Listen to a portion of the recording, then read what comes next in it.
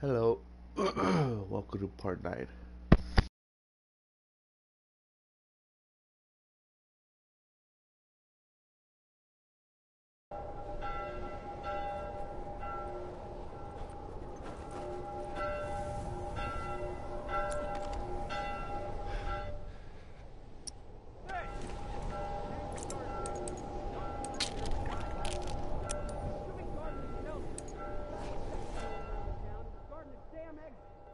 Look, the kid is deadly.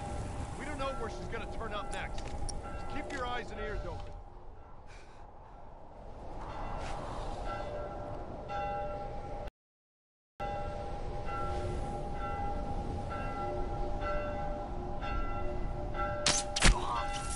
Done anything yet? You hear me?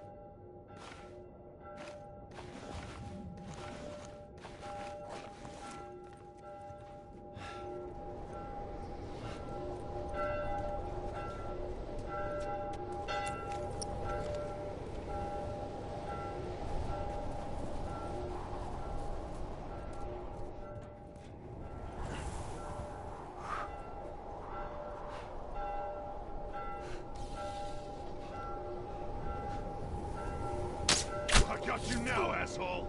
Got you now, fucker!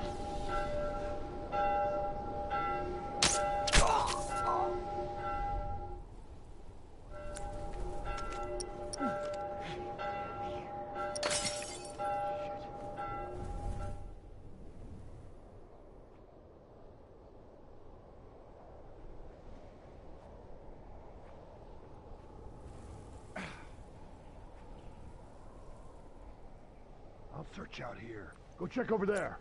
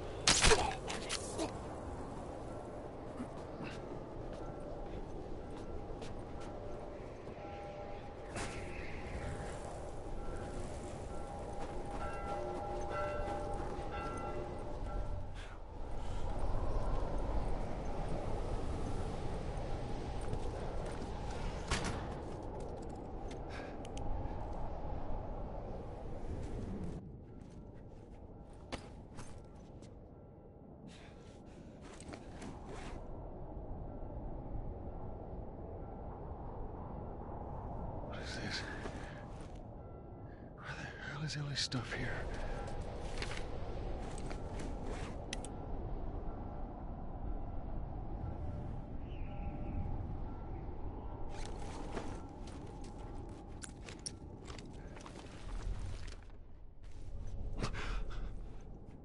Oh, Christ.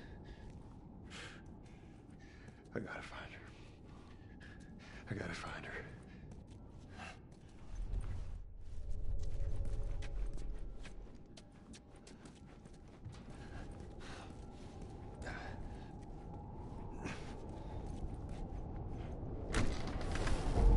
Holy shit.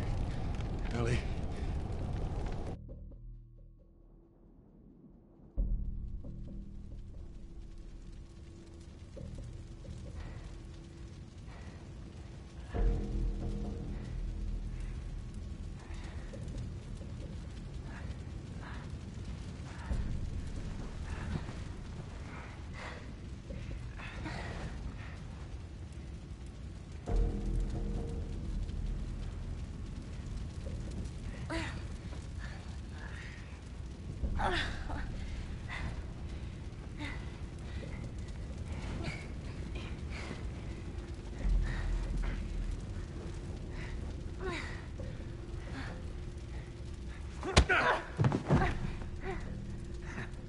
I knew you had heart. You know, it's okay to give up. Ain't no shame in it.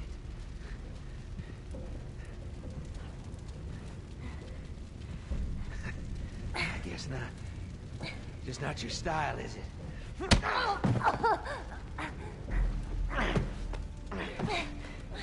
You can try begging. Fuck you. You think you know me? Huh? Well, let me tell you something. You have no idea what I'm capable of.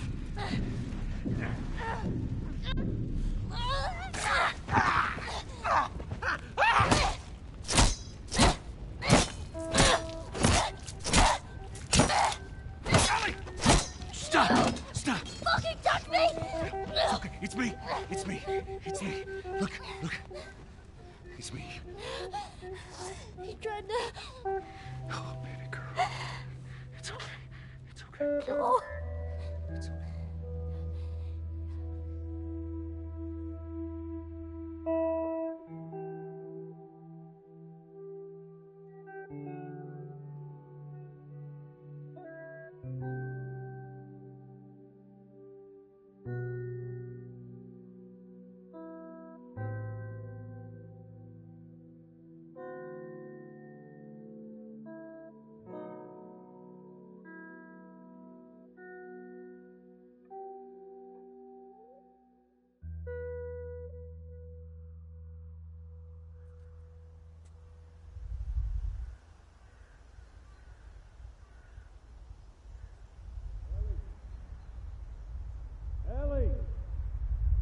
Ellie! Did you hear me? No. What? Look. Hospital. This is where we get off. Let's go, kiddo.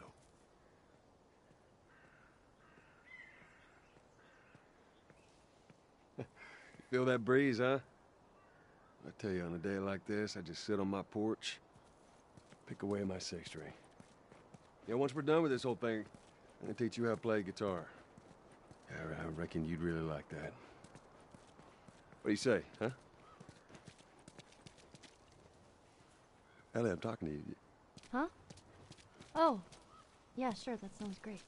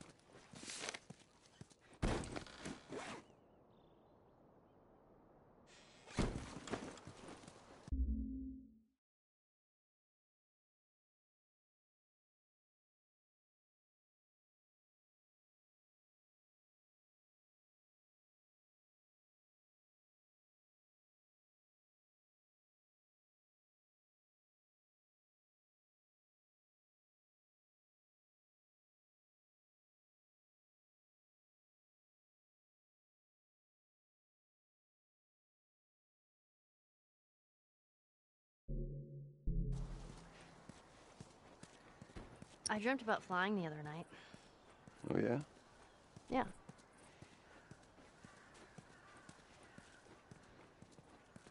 Never mind. It was a stupid dream.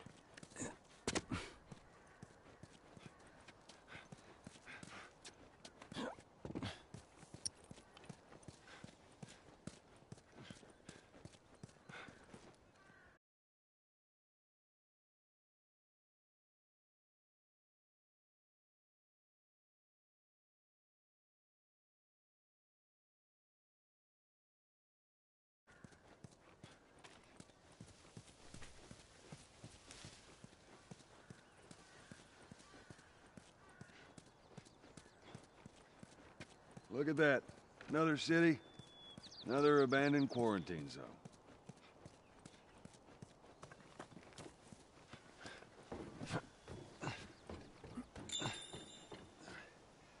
There's that hospital the Firefly mentioned. Come on, kiddo.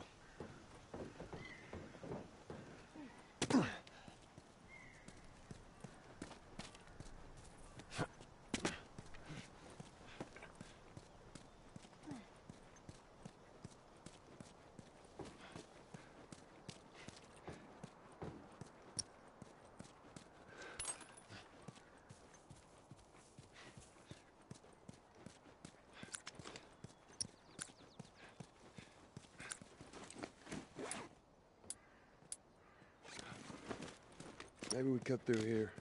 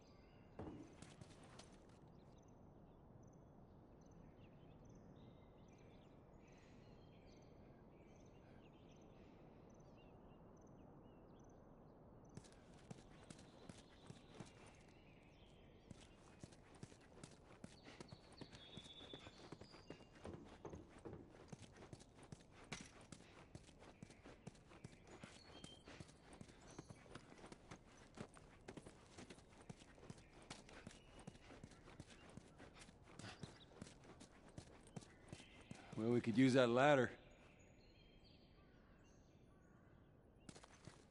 Here we go.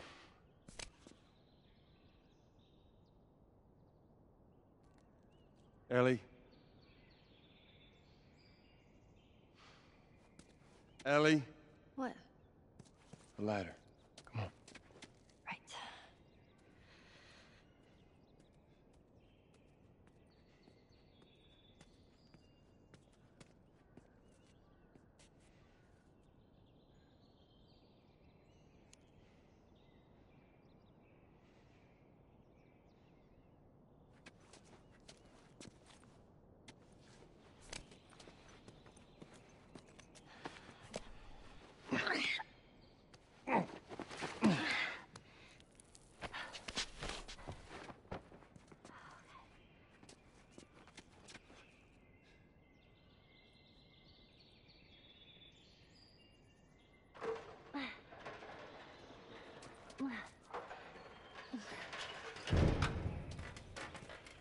Oh my God. What is it? Ellie! Ellie!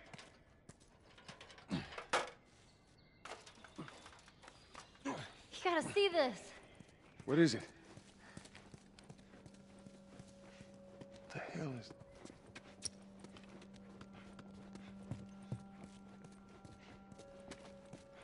Are you kidding me?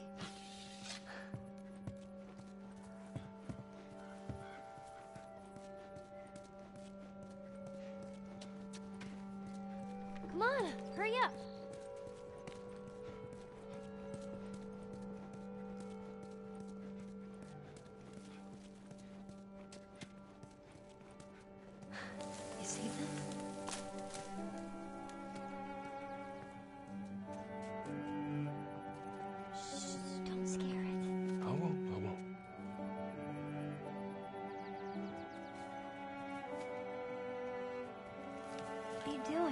It's all right.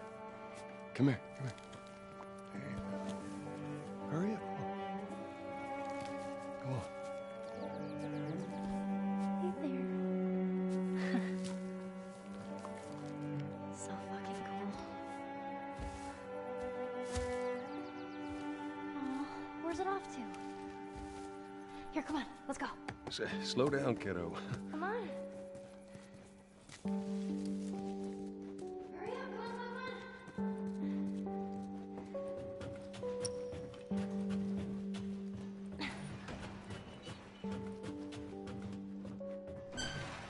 Oh, man. Wow. Look at those things.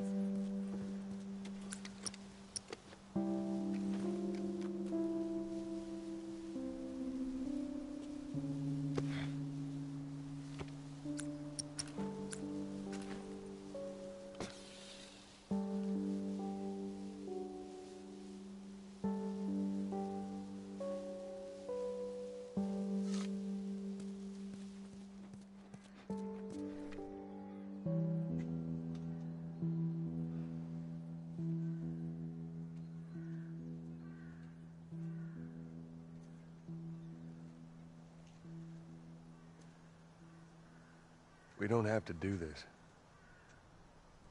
You know that, right? What's the other option? Go back to Tommy's. Just be done with this whole damn thing.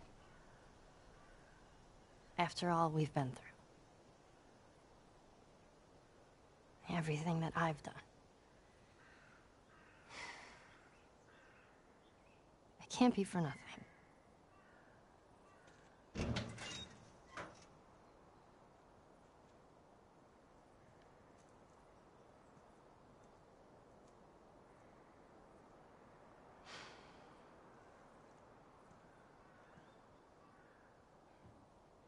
Look, I know you mean well, but there's no halfway with this.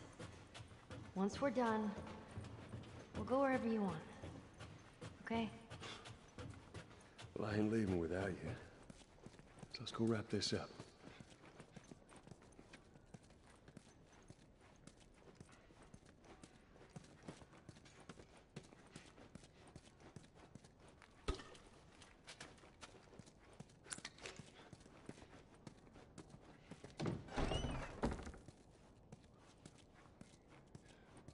Ellie, found another one of them comics.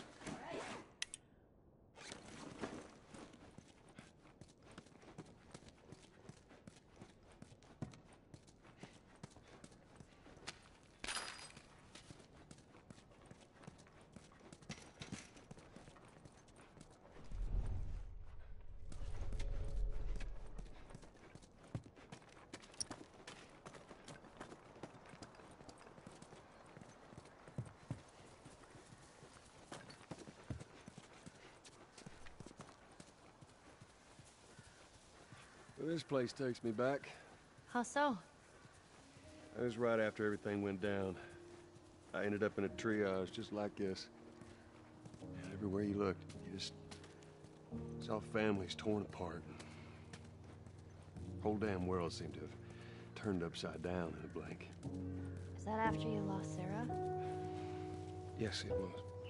I can't imagine losing someone you love like that. Losing everything that you know. I'm sorry, Joel. That's okay, Ellie.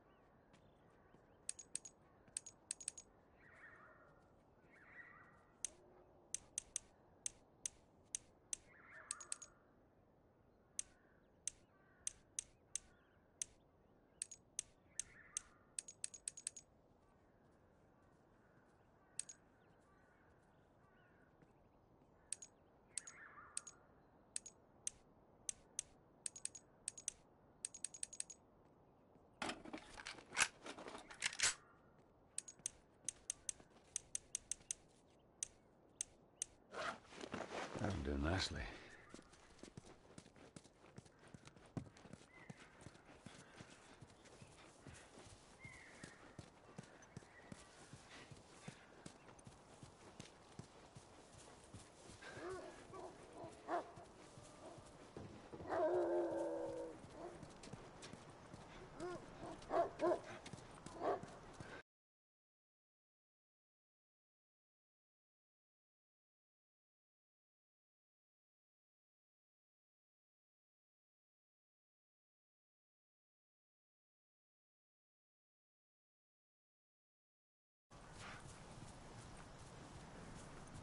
Hey, Joel.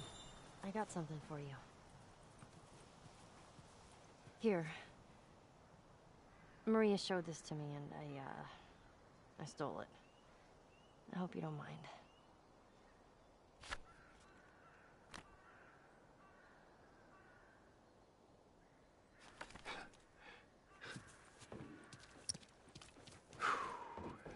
Well, no matter how hard you try,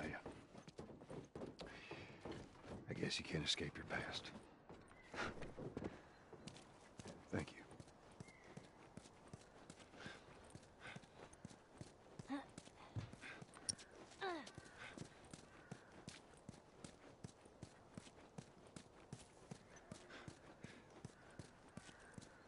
This time it's gonna be different. I just know it. What do you mean? They're gonna be there. The Fireflies. Sure of it.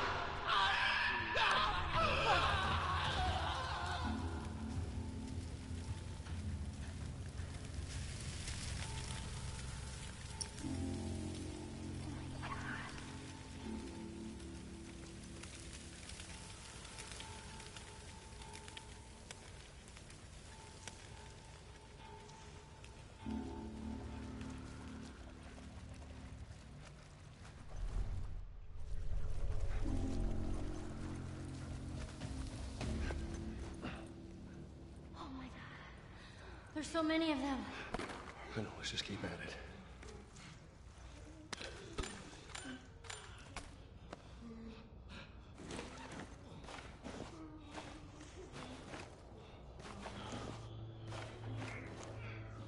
Hurry, Joel.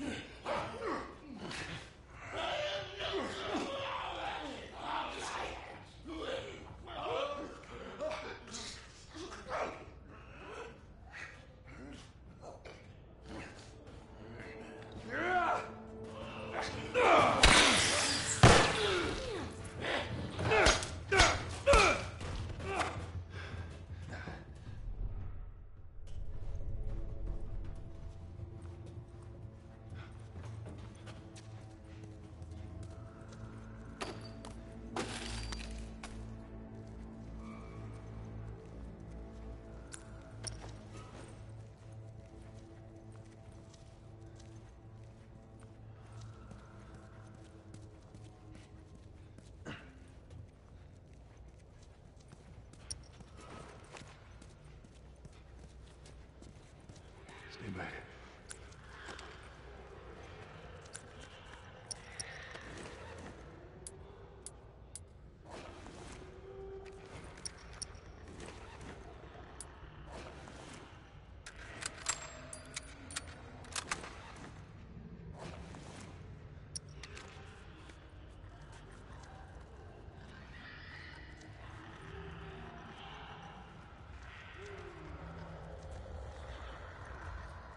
Runners!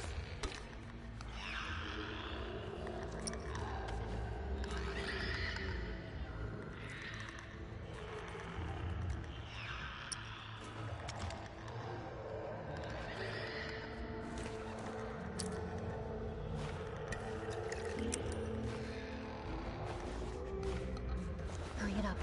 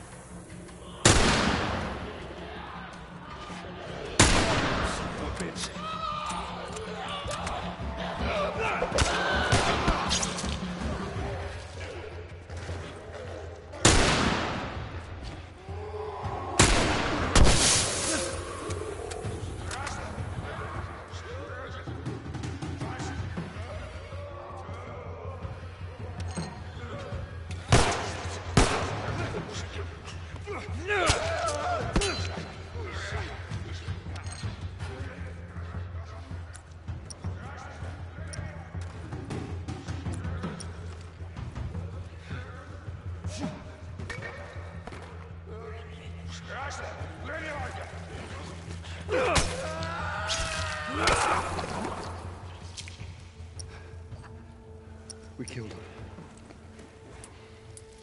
I think we got on him. I think you're right. Endure and survive.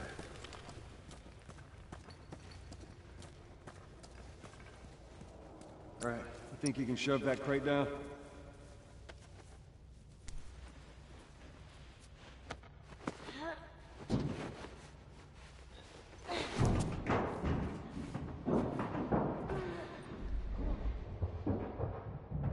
Okay. Look out below!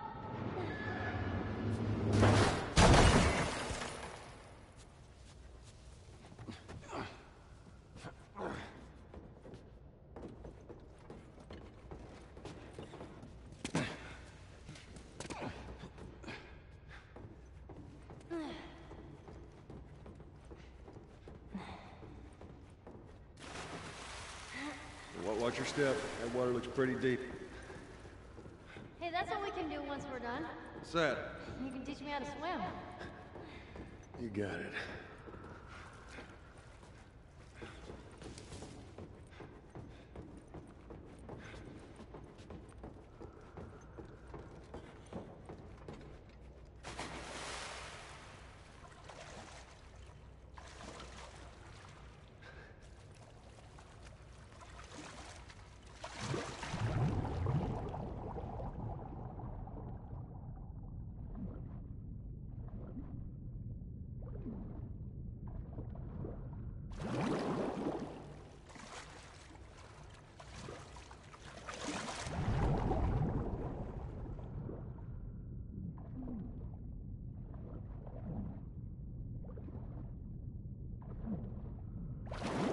I'm on the other side.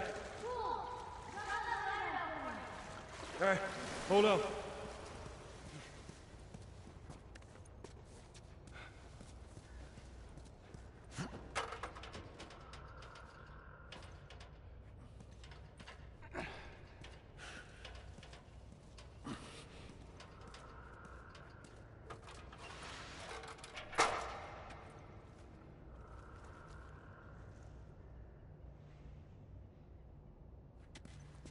All right, just stick to the edge. It's shallow over there.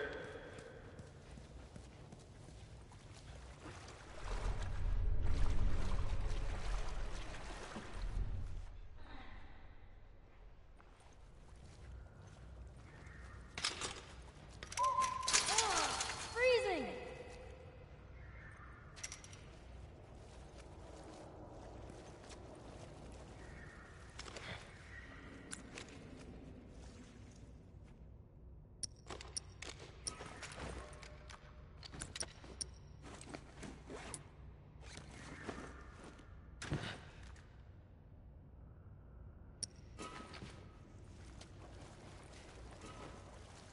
All right.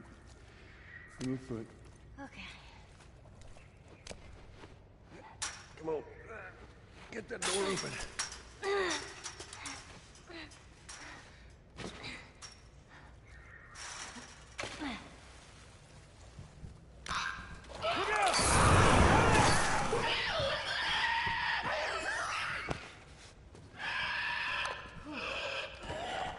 You okay? Yeah. It just surprised me. Man, I can't wait for those things to be wiped out.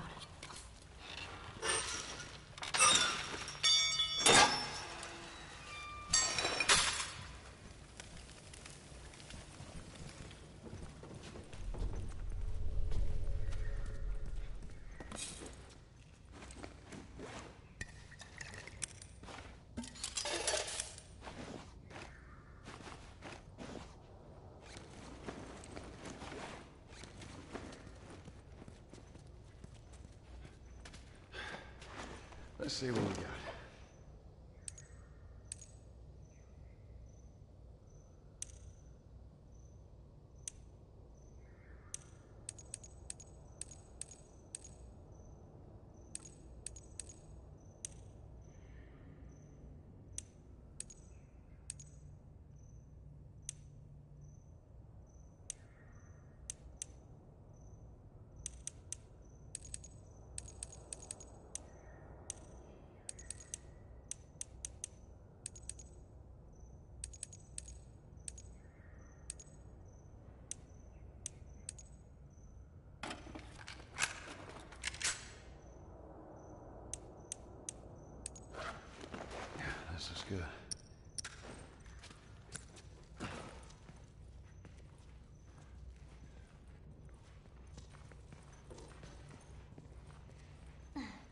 Watch your head.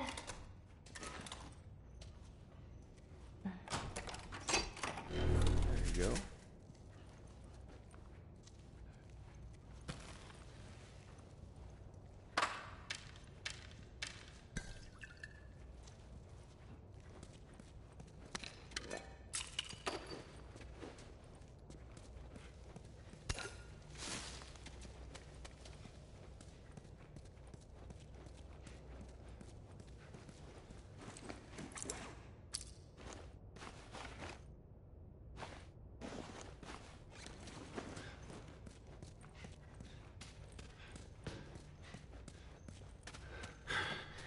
Time to go to work.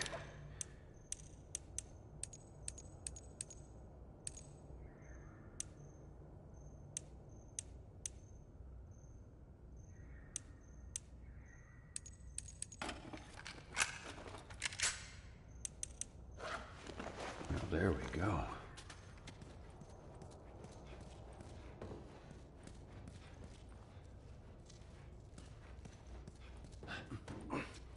Hey, look. There it is.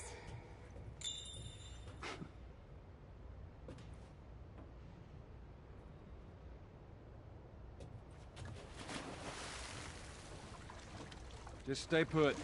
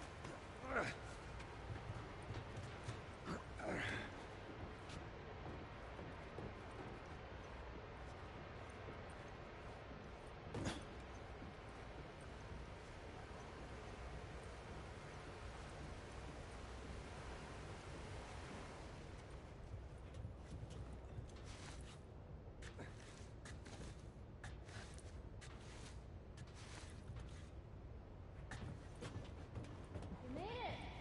All right. No problem.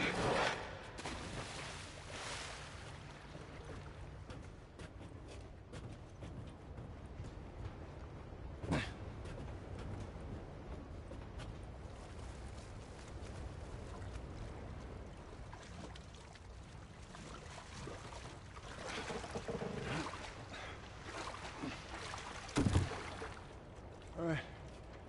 Get on. Okay, there. I'm on it. Be careful. I got you.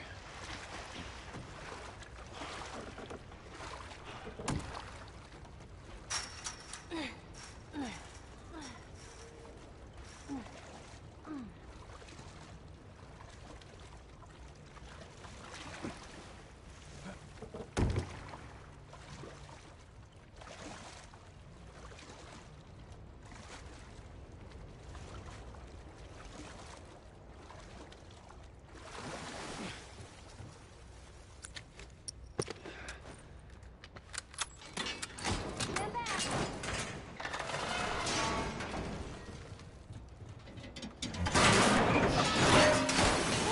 What happened? Damn ladder broke off the wall. Now what? I'll figure something out.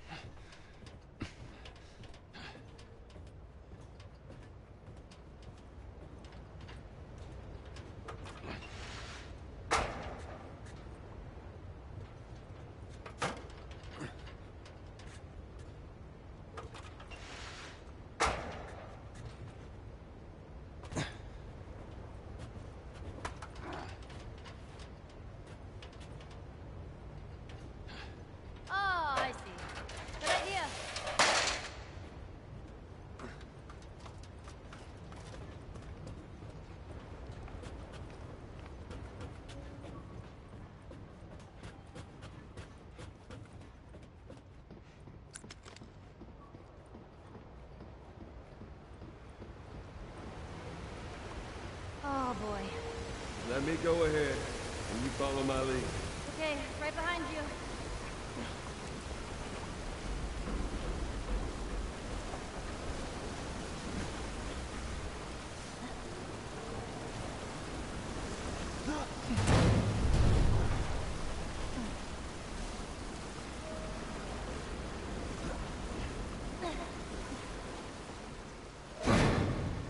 Okay, come on, jump.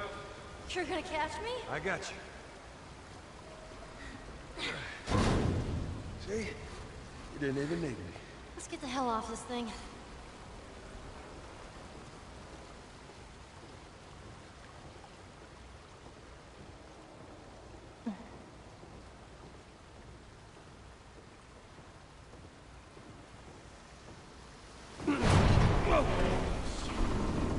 Ellie, move!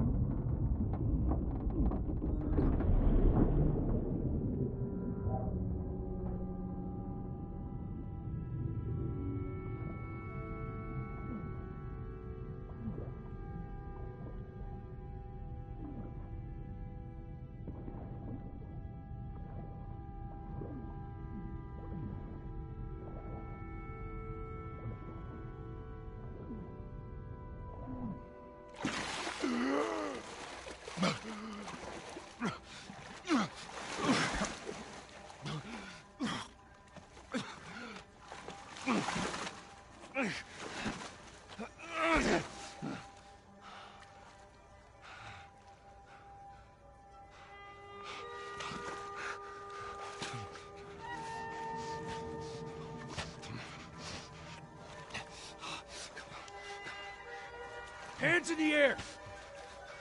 She's not breathing. Hands in the fucking air! Come on.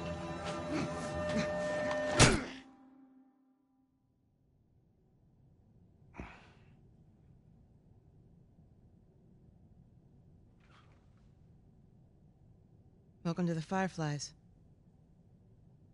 Sorry about that. They didn't know who you were. And Ellie? She's all right. They brought her back. You came all this way. How'd you do it? It was her.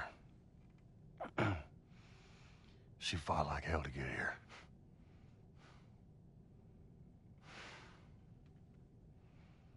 Maybe it was meant to be.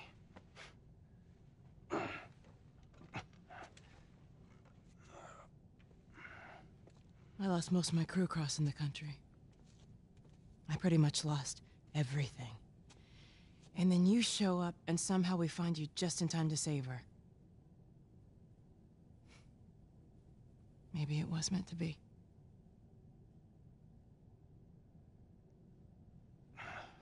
Take me to her. You don't have to worry about her anymore. We'll take care of I her. worry. Just let me see her, please. You can't. She's being prepped for surgery. The hell do you mean, surgery? The doctors tell me the cordyceps, the growth inside her, has somehow mutated. It's why she's immune. Once they remove it, they'll be able to reverse engineer a vaccine. A vaccine. But it grows all over the brain.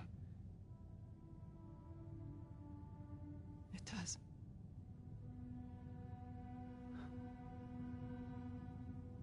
Find someone else. There is no one else.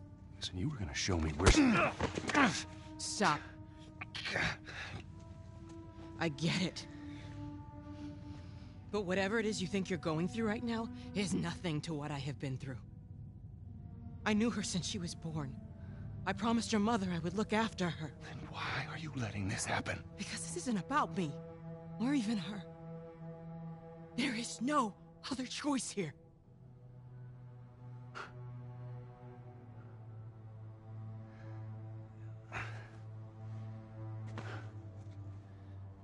Yeah, you keep telling yourself that bullshit.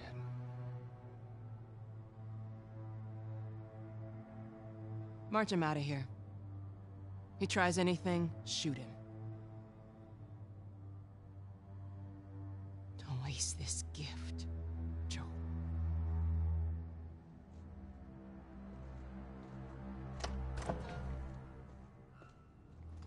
Get up. I said get up.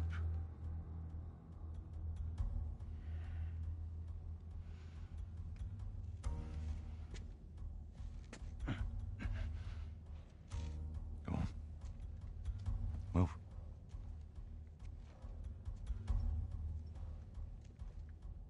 I said move. Give me an excuse.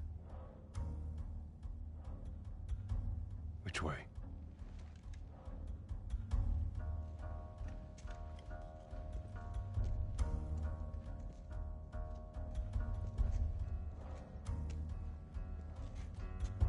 What the fuck you doing? Keep walking.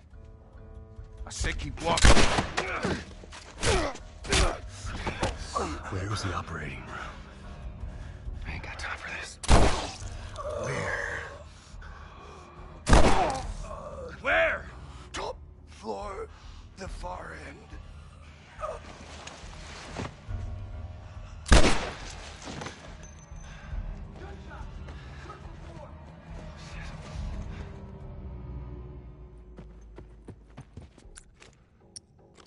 He's in here.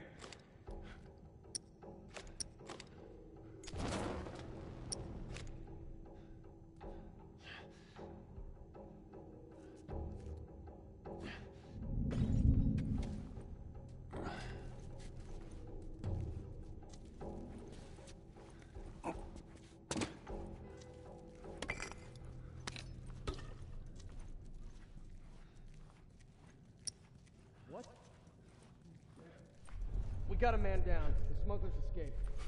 Locate the target and eliminate him. Search the other one.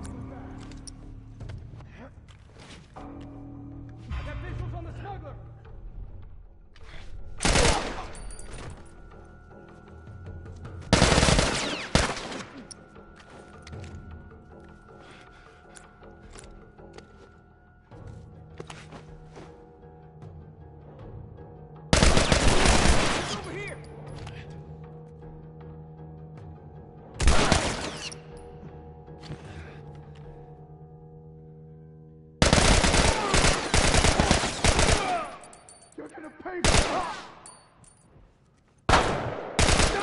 get this dude!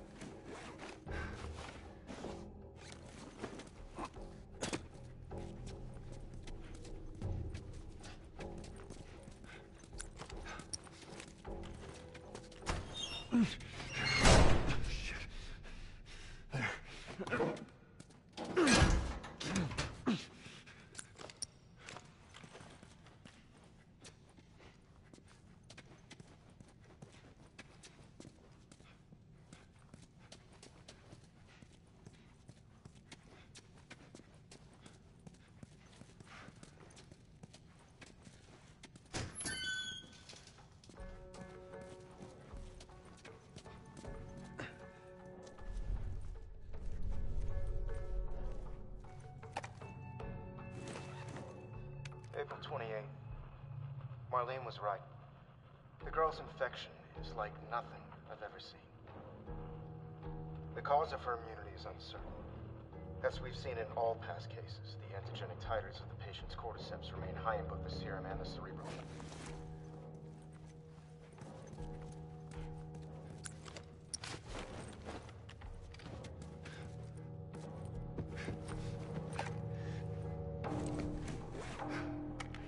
It's 5:30 p.m. on April 28th. I just finished speaking with...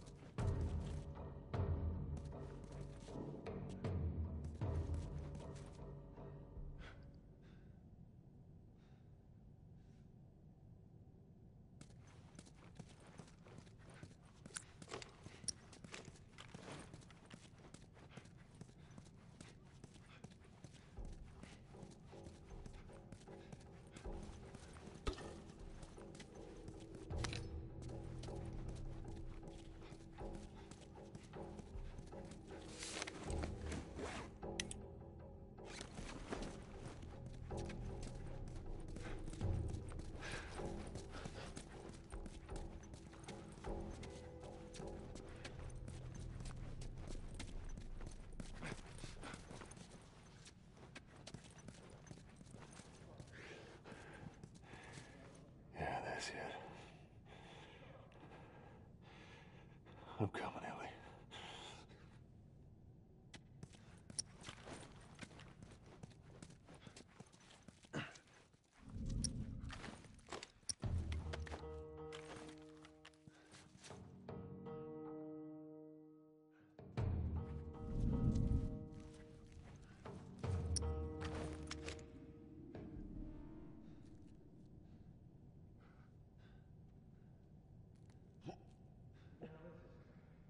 He brought the kid all the way from Pittsburgh. That's all I know.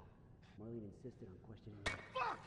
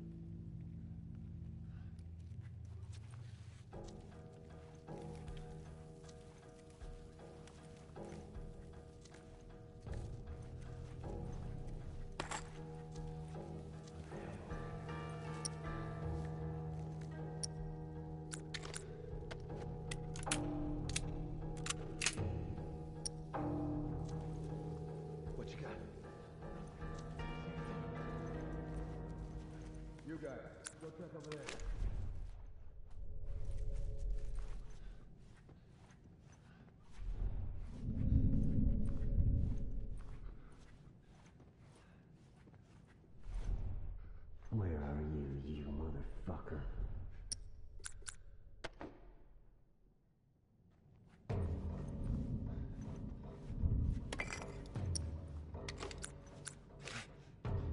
Well, what was that?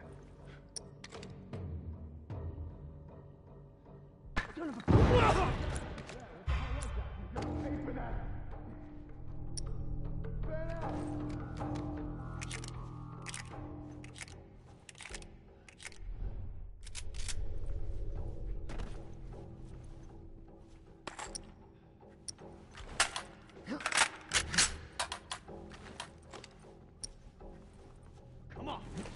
Show yourself.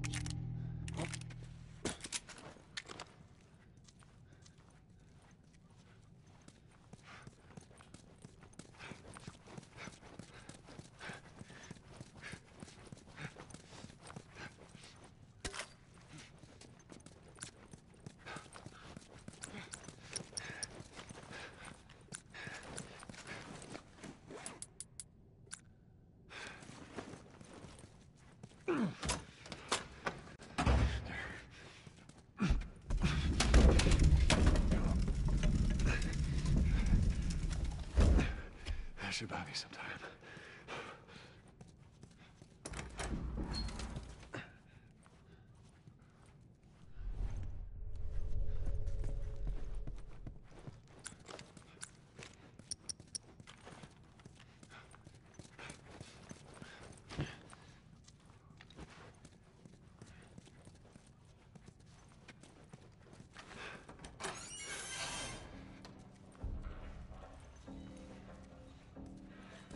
Jesus. Doctor? What are you doing in here? I won't let you in. This is our future. Think of all the lives we'll save. Don't come any closer. I mean it.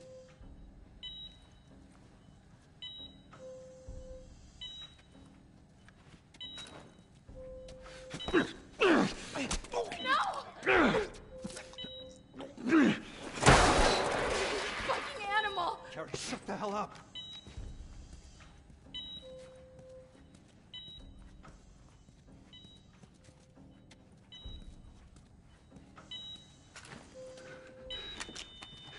Come on, baby girl. I got you. I got you. Oh, shit.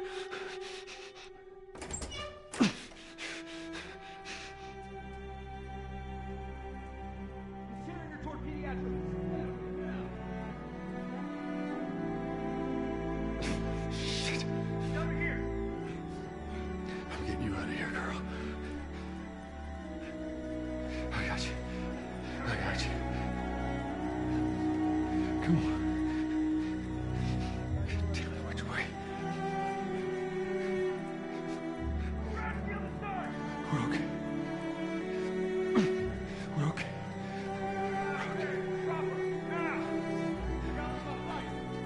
I said get back!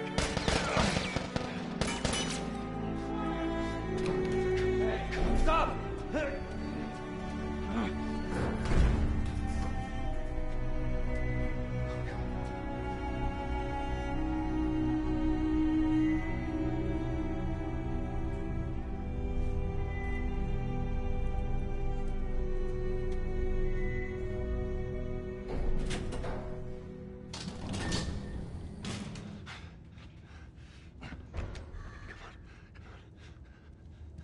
You can't save her. Even if you get her out of here, then what? How long before she's torn to pieces by a pack of clickers? That is, if she hasn't been raped and murdered first. For you to decide. It's what she'd want. And you know it. Look. You can still do the right thing here. She won't feel anything.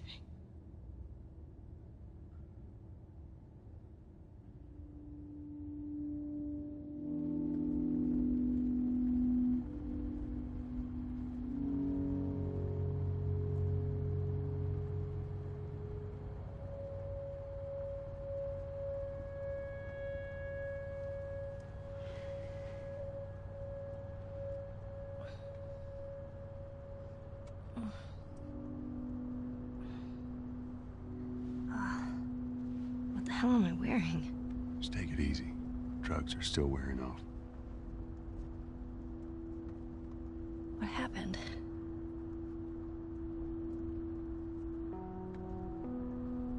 We found the fireflies.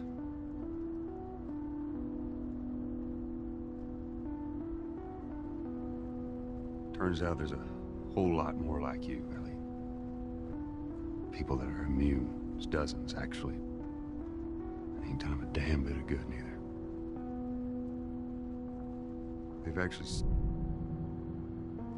They've stopped looking for a cure.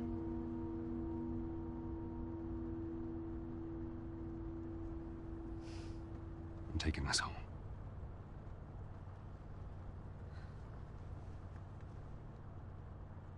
I'm sorry.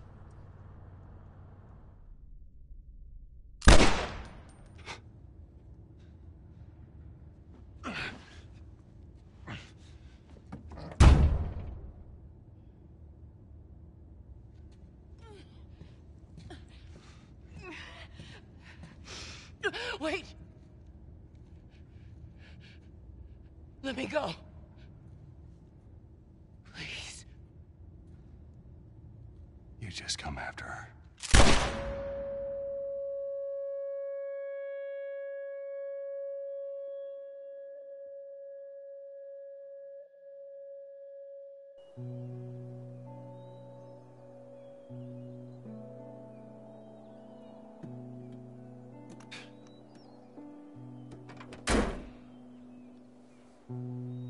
Well,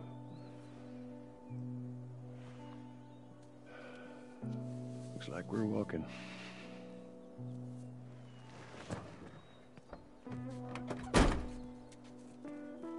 Should be a straight shot through here.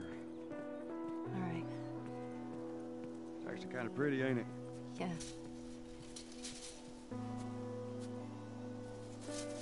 All right. Now watch your head going through. I got it. Oh. Feeling my age now. Don't think I ever told you, but Sarah and I used to take hikes like this. I think the two of you would have been good friends. I think you really would have liked her. I know she'd have liked you. I bet I would have.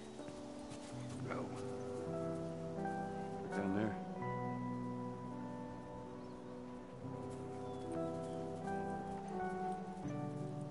Just a little bit further now.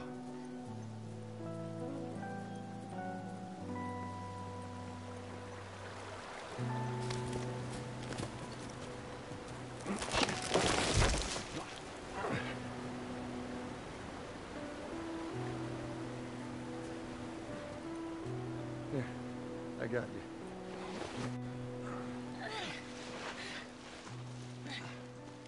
All right, come on. Hey, wait.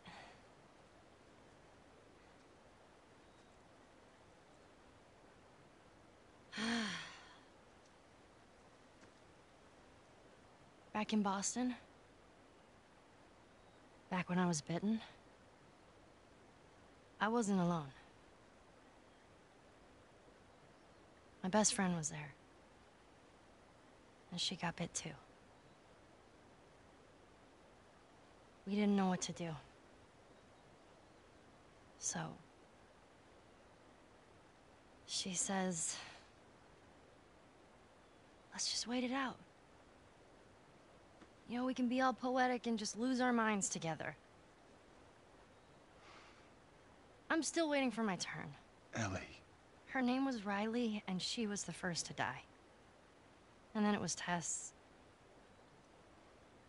And then Sam. None of that is on you. You don't understand. I struggled for a long time with surviving. And no matter what, you keep finding something to fight for.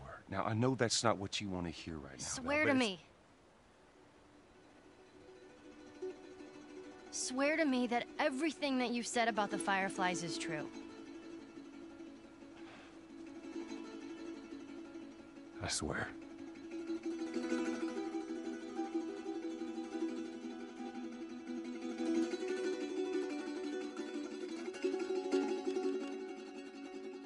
Okay.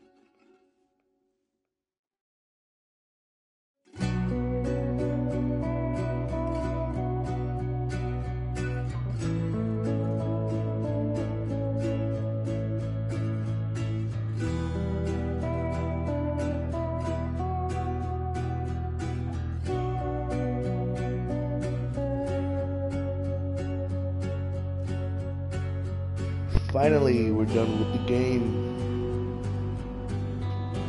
It was a great game. I loved it.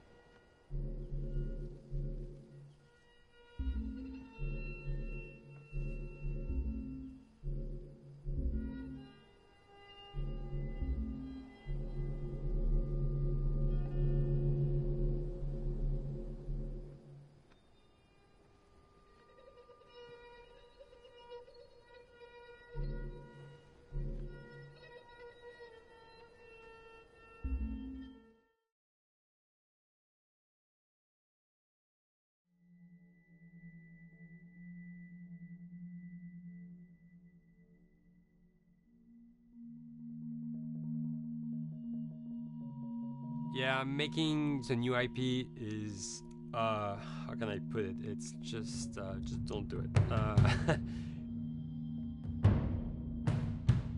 It's insane. I mean, it's a very difficult process. You have more questions than you have answers, especially when you come from like you've been making Uncharted 1 and Uncharted 2, just kind of like now like things are going, you just kind of like good momentum, and then suddenly that momentum like just drops, it stops. It's a very challenging process to create a new IP, and you're gonna fail over and over again, but that's what it takes. New IPs are really hard. They're hard because you don't know what's fun yet. You're building new tech, new AI, establishing new characters, new art, all this. You don't get that controller in your hand for like 6 months to a year. You don't know what it is yet. I remember like ages ago coming on the project and what are the Infected gonna do? Like, what are they gonna do? They're gonna behave like this. I'm like, okay, we're like trying to imagine what's gonna happen. Fast forward like 4 months, they don't do that at all because it didn't work, right? It's hard mode, right? Like it's game development on expert. There's a big thing about making a game, right? Which is a game has to be fun. You get your first build where everything's working. You got player mechanics. You can walk around the world. You can shoot. You can melee attack people. You've got the AI in there. They're very intelligent, very difficult. And it's totally not fun because they snuck up behind you and murdered you in a second and there was no way to figure out what was going on. We're making a game, by the way. Hey, James.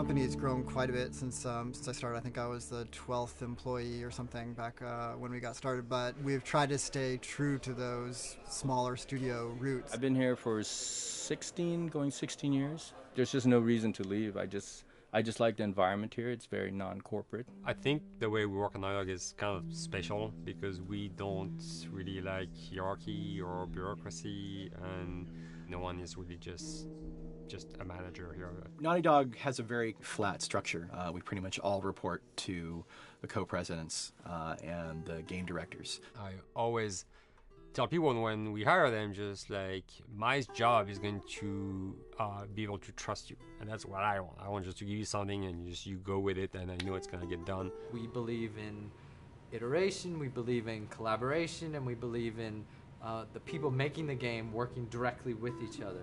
When we have designers and artists, animators all mixed up, anybody that's working on the same tasks, the same characters, the same areas, put them next to each other so they can communicate a lot better. We don't have a lot of meetings because if you need something to get done, you just walk over and you talk, and then you go back to your desk and you finish it up. And I really like that. I like when I just walk in the office and I see just designers talking with the programmers or programmers over the animators and talking to them. I think that's when really the magic happens. Naughty Dog, we really try to cultivate a culture where anybody can criticize anybody else's work. And we encourage people to be blunt about it and not try to sugarcoat it too much. It takes too long to be nice sometimes. It's not personal. It's based on more like how can we make a better game. We want everybody to have a voice. We want to cut out all the bullshit if we can, making sure that people are making decisions not based on ego, but what is going to benefit the game. When you see that people trust your opinion and that they value it, it's such a great feeling. You really feel like you're working as a team on a collaborative effort. We want to sort of remember where we came from and you know why we were successful then, and try to continue that success now. We make games. That's what we like to do. Back when Uncharted 2 wrapped up and we decided that we were going to build the second team and create a new project, we kicked around a lot of ideas. One of the very earliest ideas was to go back to Jak and Daxter. It's really near and dear to us. We really love those characters in that universe, and we think that there are some interesting stories still to be told there. We started to realize that it was not going to do justice to the franchise that the fans had fallen in love with. It would be shifting it so far in a new direction that we felt that effort would be more justified in developing a new IP. Neil and Bruce came to Christoph and I and said they wanted to do a post-apocalyptic game. I think the core essence of what they wanted to do, though, was to try to tell a story about two people and how their relationship evolves over the course of the entire game. That potential, oh wow, there is something very special about that game. This is going to be polished. You're not sure if it's going to work or not, and you have doubts. And should we be doing a game like that? Should we be doing a first-person shooter? Whatever. You ask yourselves all those questions. And the creative director and the game director are the core of the team that have to really see eye to eye. That's why you have that balance between Bruce and Neil's gonna try to push just the story and the characters, and Bruce is going to try to push that with just the gameplay as well. And so it's kind of like those guys are just trying always to find the right balance between the two. It's a very dedicated process. We feel that the interactive medium has an untapped potential to touch the feelings of the player. You have that connectivity, the fact that I'm actually in the world and participating in what's happening on the screen in front of me. It gives us some sort of advantage to make you feel connected with what's actually happening. At Naughty Dog, that's what we're trying to do, is pair story and gameplay together. If we can make you feel like you're actually with these characters on that journey, and you're invested in those stories and those characters, then you're feeling, in theory, the same thing that they're feeling. As the story evolved and took different shapes and different forms, the thing that was always there was Joel and Ellie. And because of that, everything kind of grew out of that relationship.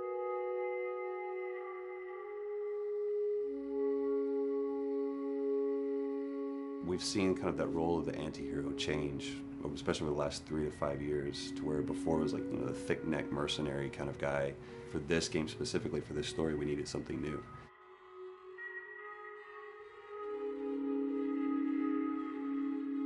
The reason we didn't want to make Ellie Joel's daughter from the get-go is because it wouldn't have anywhere to go. Of course, at that point, he'd be willing to do anything for his daughter because that is what a dad would do for his daughter. If they didn't even know each other at the beginning of the story, then we start from scratch. It's almost like the player has the same relationship to Ellie as Joel does.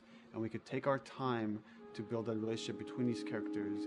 And if we do it right, then the player will be feeling that same growth that Joel does. And we're kind of mirroring that emotional relationship between the two.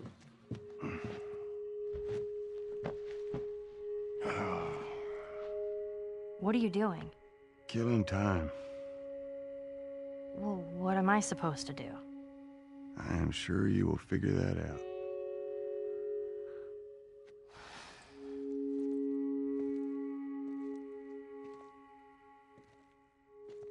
Your watch is broken.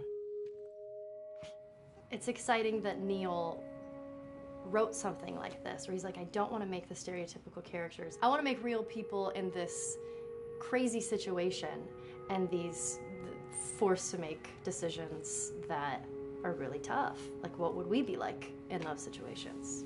I mean, we weren't consciously trying to pick male or female for characters. You just try to pick characters and just be honest with who they are. It almost doesn't matter, right? Joel's daughter could have been Joel's son.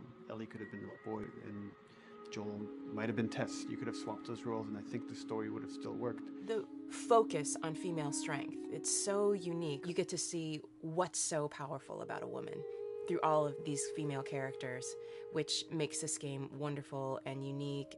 There's a crew of Fireflies that'll meet you at the Capitol building. That's not exactly close. You're capable.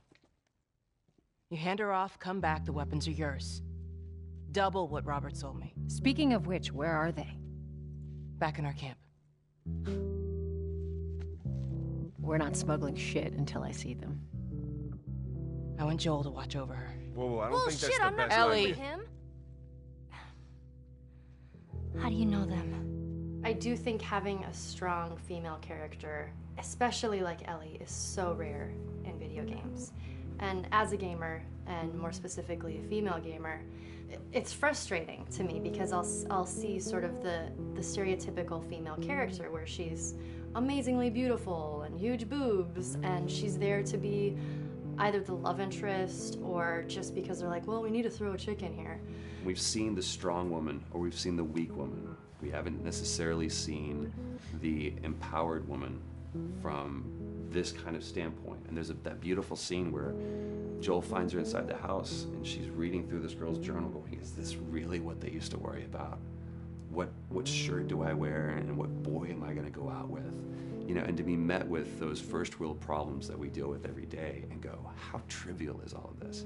I think it's gonna resonate a lot, not just with, you know, a female audience, but with a male audience as well. The thing that was intriguing to me after the fact is knowing that we're kind of creating a female action hero in a way, and this is her origin story with Ellie. To sort of be such a strong female character that is completely normal looking, regular t-shirt and jeans, and she's 14 and she is still a total badass, is really exciting to be a part of that. There's so few non-sexualized women in video games, especially in the main role, that we were kind of proud that we were creating one. It's very complex, and without the players knowing it, she becomes the protagonist by the end of the story. And that's why she's in the front of the box, and that's why we've been promoting the two of them together so much. Who's there? It is a dual protagonist game, and yeah, I guess I get nervous to think about it in that way.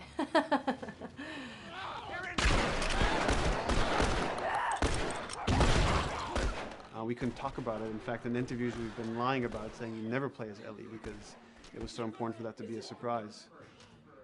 Sorry, journalists. Here we go.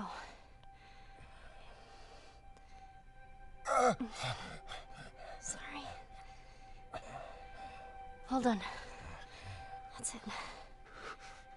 The tone of the game was set pretty early on that we knew that we wanted to make a really grounded story. We knew that we wanted to make the player feel the sense of tension and dread and go through the same emotional roller coaster that Joel and Ellie were going through. One of the things we kind of struggled with is to say, well, if we want to really ground this world and make it so like realistic, maybe we shouldn't have anything that could be perceived as a monster. Maybe like by just having an infection that just killed people, and it's all about humans and how they deal with this post-apocalyptic society and how different people decide to survive. Maybe that would be enough. And what we realize is because we're making an action game, a lot of the storytelling happens on the joystick. And once we remove the infected, it's like all of a sudden now we can't tell the story through gameplay of what happened to the world. And that's where we kind of went back and kind of brought the infected back in, because it lets you see, once you're fighting them, the threat that people had to deal with, that otherwise would just be very cerebral and people could talk about it, but you couldn't necessarily experience it yourself. In a novel, that might work. In a game for us, specifically an action game, it didn't work. And from there, when we start kicking around those ideas, and we're just like, what would be cool just to play? The early inception for it really came from a BBC video we saw called Planet Earth, where they were talking about a cordyceps fungus. This cordyceps fungus gets inside of the brain and controls these ants, and mandibles start chomping, they grow up to higher areas, cordyceps fungus sprouts out, and then it germinates. And essentially uses them to spread its infection and take over whole colonies, sometimes wiping them out. As soon as we saw it, we were intrigued by the idea of, what if it jumped to humans?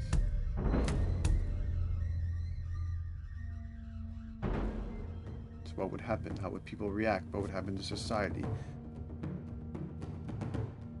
As we're trying to develop the look of the infected, we went through so many different iterations, some that looked really alien and subhuman, some that looked just essentially like zombies, and we couldn't find like an original place for them. But one of our artists just did this kind of photo mashup where he took a bunch of images of diseases or images of fungal overgrowth, and he kind of mashed it all together and he threw it on this person. It was a very iterative process, making sure that the fungus felt properly integrated, like it was part of the body, growing out of the body. And not just fungus growing on the head, but it's tearing the face apart, cleft down the middle, this gaping maw of a mouth with the crooked teeth. And it's in great agony as its humanity and its brain is still somewhat functioning. Maybe you still have some human cognitive abilities or the thought process back here. This isn't some decaying corpse on the ground. This is a living thing that's going to be coming after you in the world. The fungus is always the focal point. So you can see from a distance, oh, this guy's infected. I can tell straight away. In fungus, they have these beautiful saturated colors, and we really like that conscious of this something so horrific that it's going to like stop at nothing. It's relentless force of death, and yet elements of it are beautiful. It's not just about gore. It's not just about everything about it being scary, because to us it's actually scarier when things on it are somewhat benign or somewhat beautiful. It was evident that we were onto something that was quite a bit different and something that we hadn't really seen before, which was eerily human but very disturbing. And it seemed so creepy and so unique that right away we gravitated towards it, and it's like, this is our base infected. Everything should kind of come out of this look.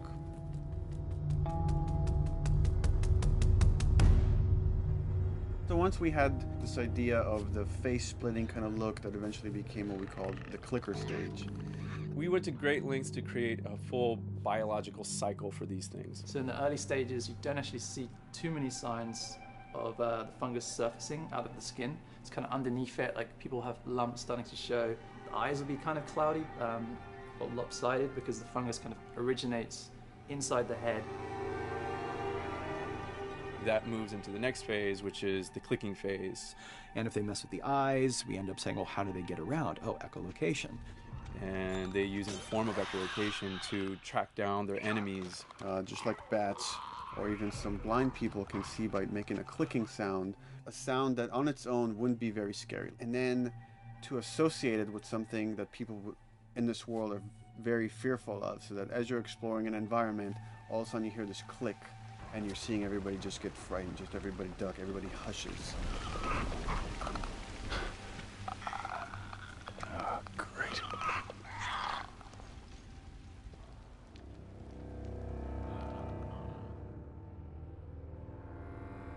The bloater is the most severe of the stages. So large pieces of the body has been replaced by these kind of fungal plates. the fungus completely takes over the body and blooms. They're kind of covered in things that have been growing on them. Things like moss and like little life on life kind of.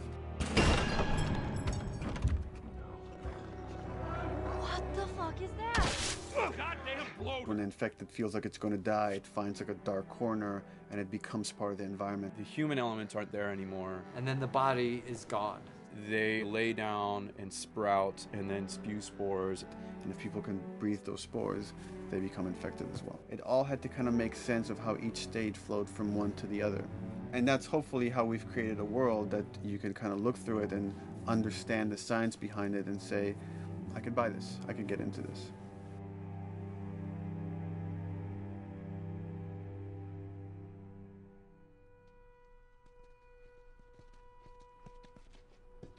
Mandatory evacuation. Evacuate to where? What do you think? Quarantine zone. See, some places got a heads up before the infection showed up. Most didn't. Over the course of Joel and Ellie's journey through this game across America, you find all these different societies, all these different enclaves, and you get to see how do they deal with the infected. Without the manifestation of this infection, you can't have these people making those interesting choices.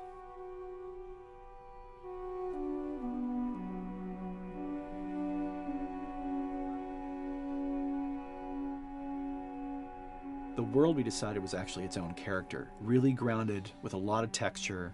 What happens, after 20 years of the fall of man, when no one's taking care of anything?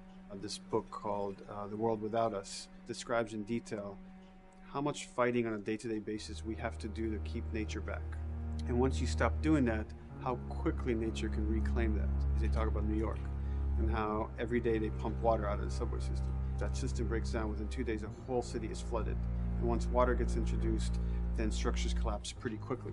Trees will sprout, and wind will carry those seeds over, and gutters get clogged. And then when it rains, water fills up, and then pretty soon you have vegetation growing over there. And once you have vegetation, concrete breaks pretty easily for when there's a tree and roots breaking through that. Even some of the stuff we did on Uncharted, exploration of how temples were ruined.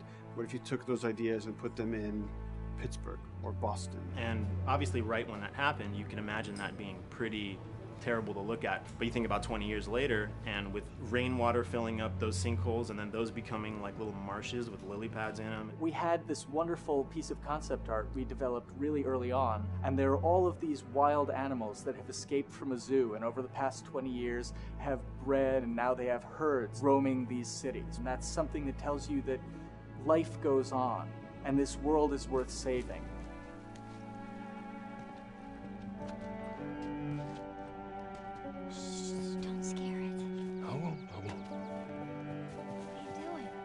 There's something really pretty about nature reclaiming its domain once we are gone. So fucking cool. We have another level of OCD of the logic goes into some of these environments. Water damage seeps in, and then that creates some little moss growing on the floor, or a tree radiates energy from its base, and that over time starts to melt the snow around, and that's the reason why you'd see those like rings of leaves showing through in the snow. That gives it that extra, believability. This is pitch art. I'll try to start with an idea that conveys sort of the feel of the environment. Something like this, very brushstrokey, very painterly. You can see not a lot of energy and conveying a mood.